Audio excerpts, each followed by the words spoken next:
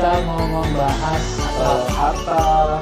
Kalau yang reform sudah berlalu, sekarang Itu kan ada yang S, ada yang S. terjadi banyak pepatah. Sambal baja. Terima kasih. Sudah ya, terima kasih. Iya. Sambal bajak sudah dimulai, yuk merapat. Selamat siang kawan pajak. Pergi ke seberang, lewatin tala, naik sepeda lebih cepat. Salam sehat kawan semua, sambal bajak sudah dimulai, yuk merapat. Oke, teman-teman, perkenalkan kami di sini penyuluh dari KPP Jambi Pelayangan. Saat ini sesi ini akan dibawakan oleh kami berdua, saya Meta, dan di sebelah Saya Hamdan. Oke, Kak Hamdan. Apa kabar Kak? Alhamdulillah sehat. Sehat. Luar Seger biasa. Kak? Segar, mantap. Semangat? Semangat. Oke, seperti sesi minggu lalu, di sesi minggu lalu kita membahas SPT tahunan orang pribadi. Nah, di sesi ini kita akan membahas SPT tahunan badan. Oke, Kak, pertanyaan langsung ya? Langsung ya? Langsung Boleh. pertanyaan. Kalau tahun lalu kita lapornya masih di DJP online ya Kak? Ya, Nah, benar. mulai tahun depan kita akan lapor SPT tahunan itu di Kortex. Ya. Perbedaannya apa Kak? Ya, perbedaannya. Kok kita langsung ngomong perbedaannya? Kita ngomong persamaan dulu aja. Oke, persamaan dulu ya. Ya. Persamaannya itu sama-sama online. Oke. Ya, jadi sama-sama butuh internet ya.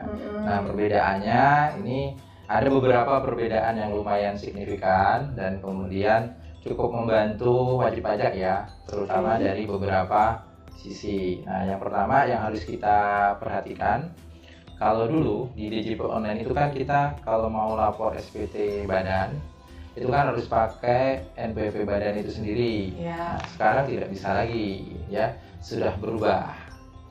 Nah, berubahnya itu sekarang harus menggunakan NIK atau identitas penanggung jawabnya. Artinya orang pribadinya dulu yang harus kita input.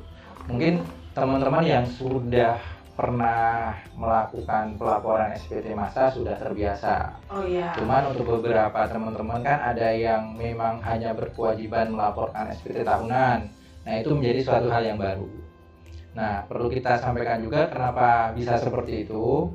Nah, karena Kortex itu salah satunya mementingkan dari sisi keamanan. Kalau yang sebelumnya itu kan siapapun yang bisa login badan itu kan bisa lapor-lapor saja ya, tanpa kita bisa tahu siapa yang melaporkan, siapa yang mengisi dan sebagainya. Nah, kalau kita pakai Kortex itu dengan adanya login dari penanggung jawabnya terlebih dahulu, itu bisa kita tahu, oh ini yang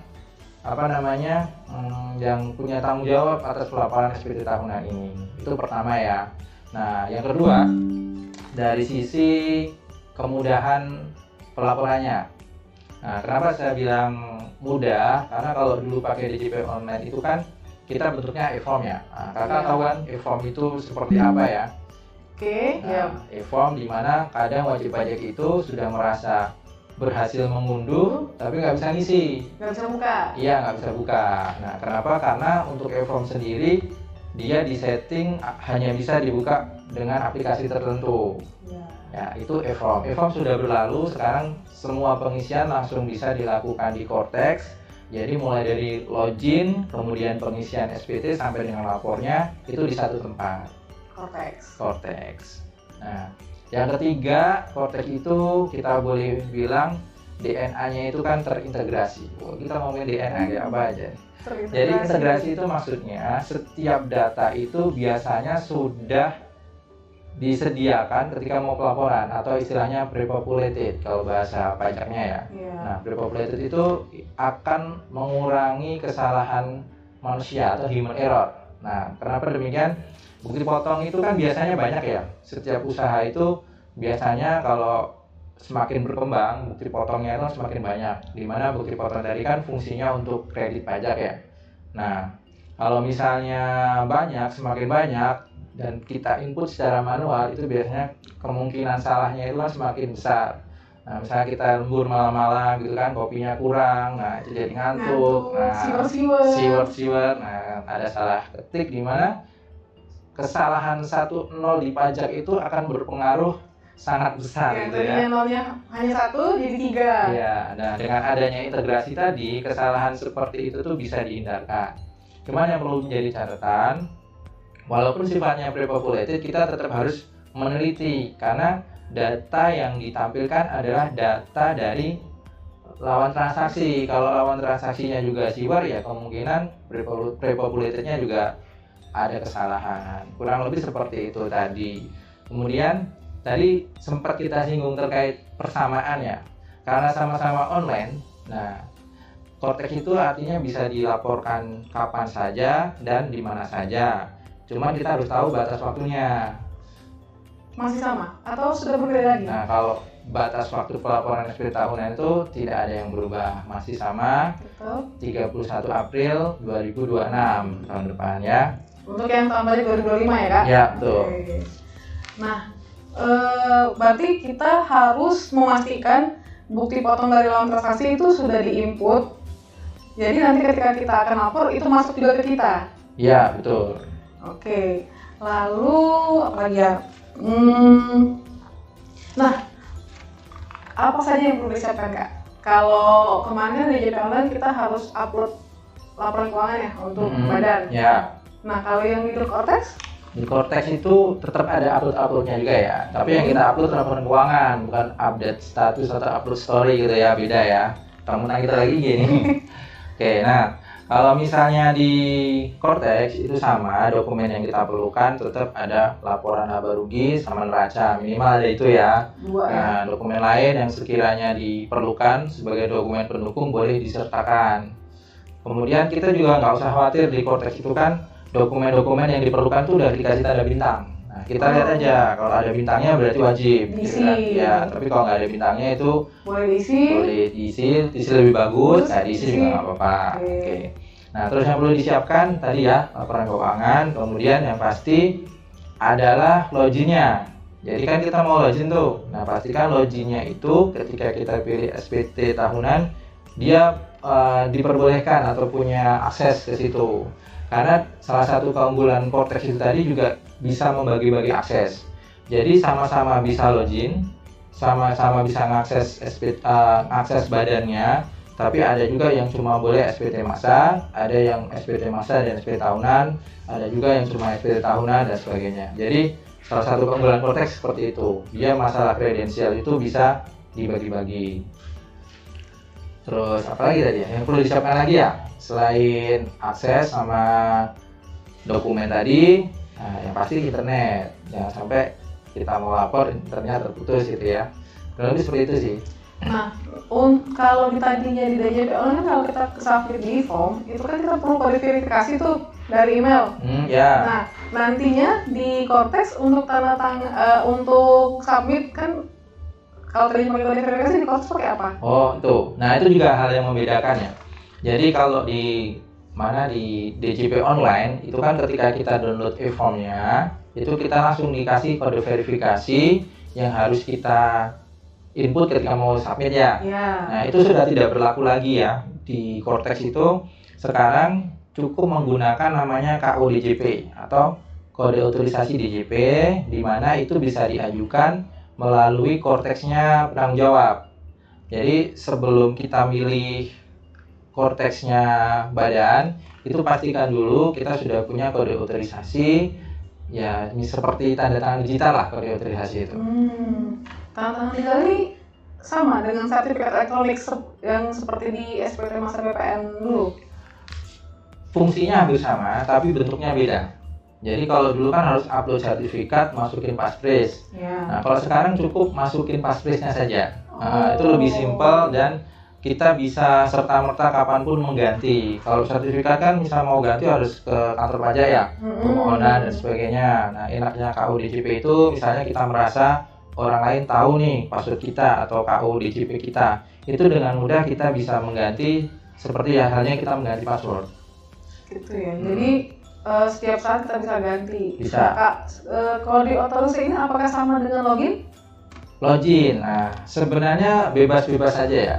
Bebas mau disamakan boleh, mau dibedakan juga lebih bagus karena keamanannya kan jadi lebih secure ya kalau misalnya kita bedakan. Cuman kadang karena orang pilih praktis dan mudahnya mereka samakan. Itu sah-sah saja, yang penting bisa menjaga kerahasiaannya.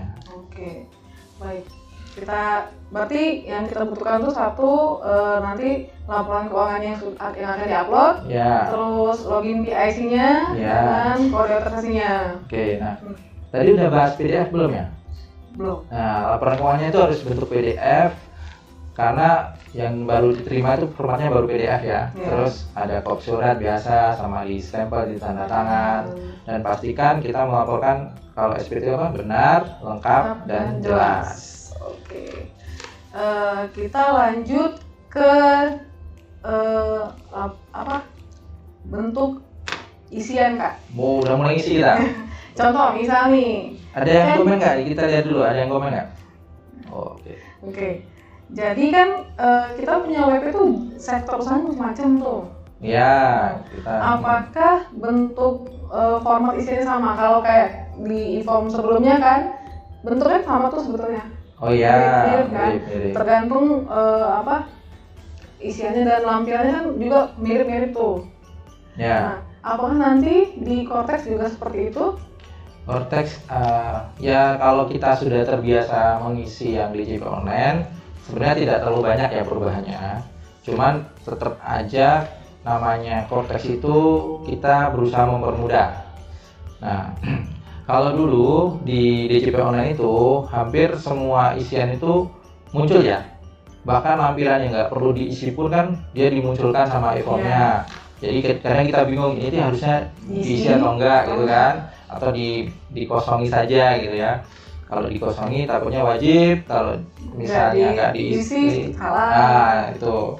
Jadi kalau di Cortex itu dia lampirannya itu sifatnya fleksibel. Maksudnya fleksibel di sini yang pasti ada. Jadi ada lampiran yang pasti ada, itu namanya lampiran induk, SPT induk ya. Nah, induk SPT atau SPT induk sama aja ya. Nah, itu menjadi apa ya, pegangan lah istilahnya. Kalau induk itu berarti dia harus ada dan nggak bisa ditawar-tawar. Nah, kenapa kita bilang pegangan atau patokan gitu ya? Karena setiap lampiran nanti yang harus diisi itu berdasarkan jawaban-jawaban di SPT induk.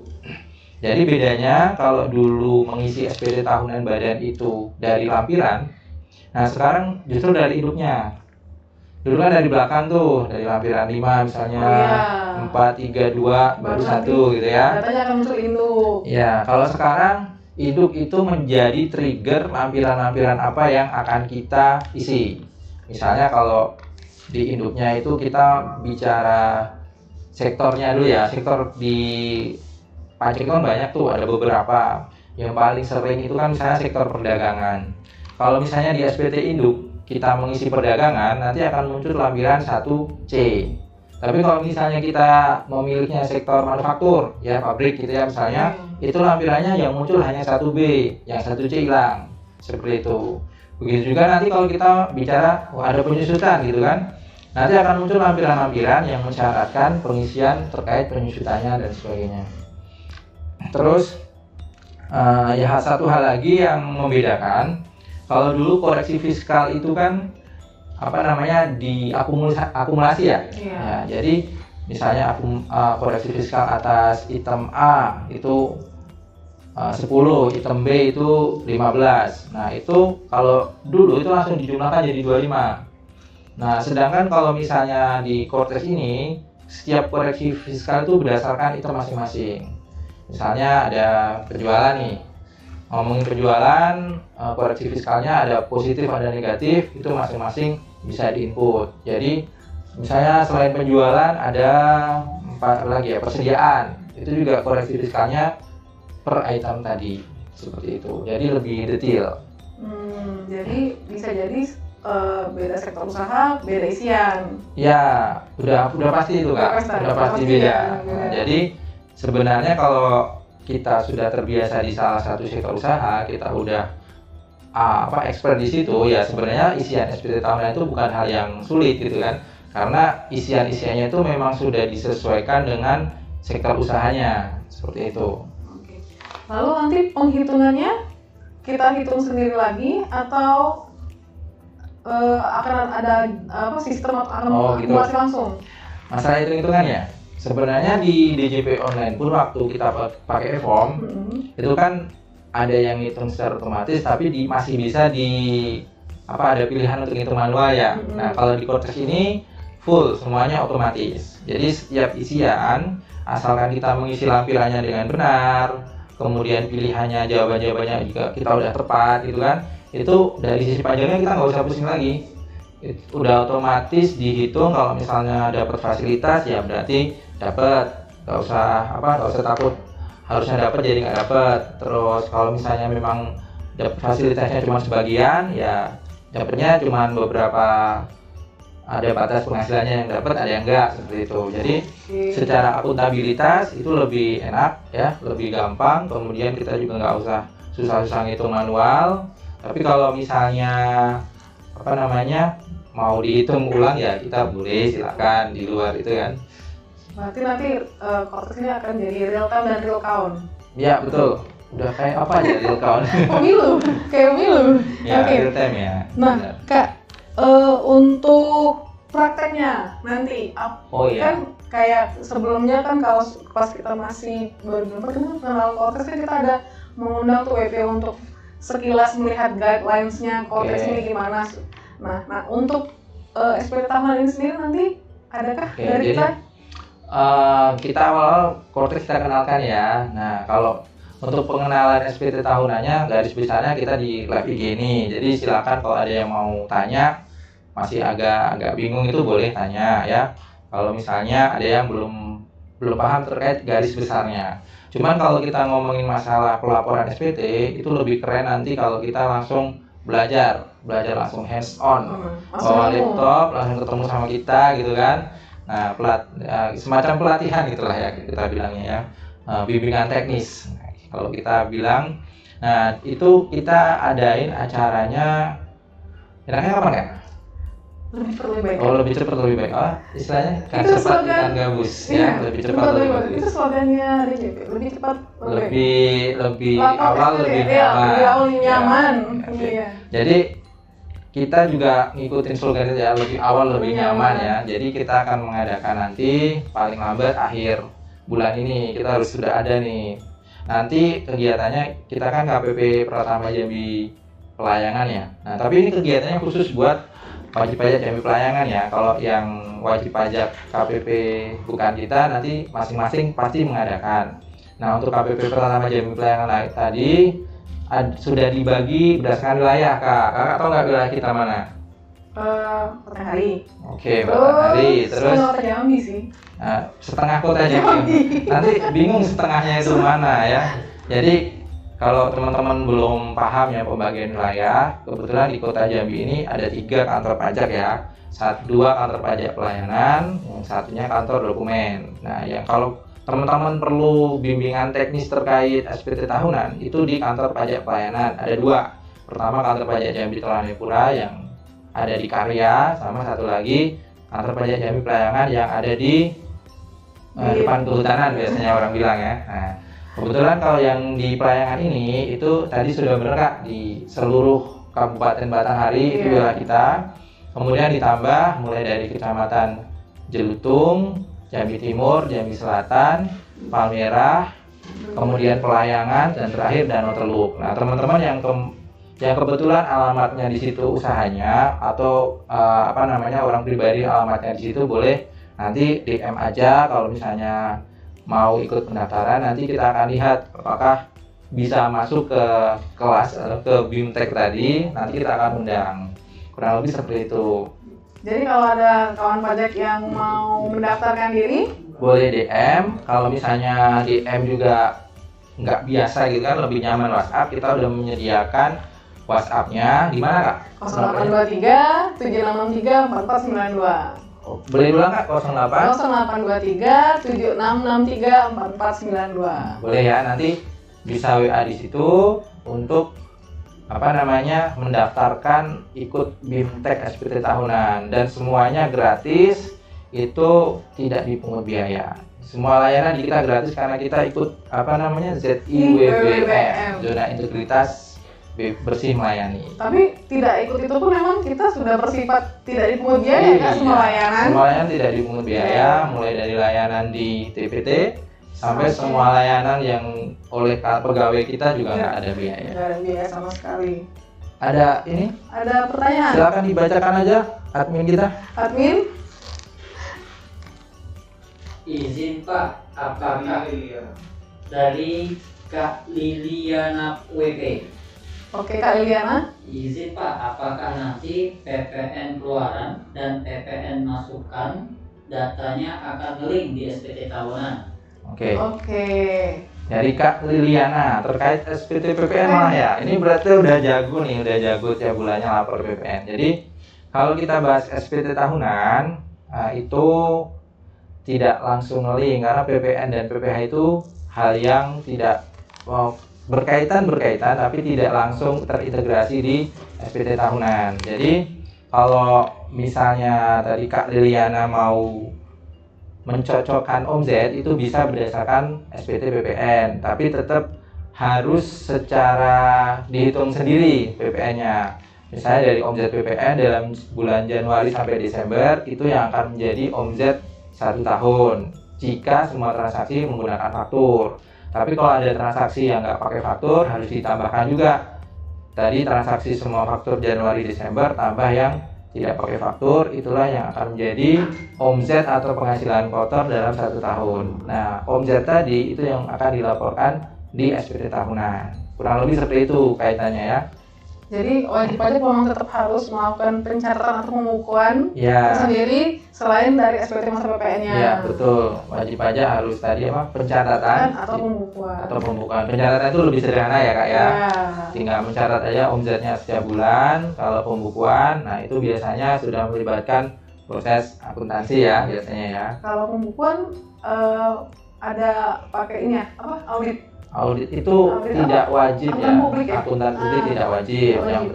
Yang penting bisa bisa dipertanggungjawabkan saja setiap pembukaannya gitu aja. Karena sistem di Indonesia ini sistem perpajakannya masih self assessment ya, mengakui apa yang diakui oleh Wajib wajib pajak. pajak. Jadi dari tahun 1985 ya, itu mulai self assessment, jadi wajib pajak melaporkan sendiri pajaknya.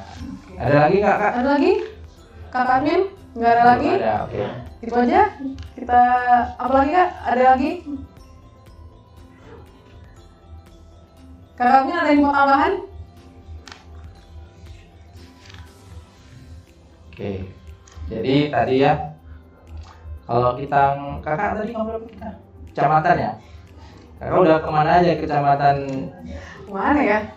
Yang kayaknya wilayah kita ini ya, ternyata kita tidak berdiri di wilayah kita ya, kantor kita ini. Betul, kita nebeng ya, tapi ya nggak apa-apa karena memang kita tempatnya di sini gitu kan. Masih wilayah sana ya, itu nyebrang, sudah pernah nyebrang Kak? Oh harus dong, kalau ke Jambi belum nyebrang lewat Gentala itu belum sah ya, ini harus sudah lewat. Penyuluh harus Boleh. jalan-jalan nyebrang untuk melihat Siap. wilayah. Kita tunggu arahan dari Koordinator. koordinator kita ya. Koordinator kita. Oke.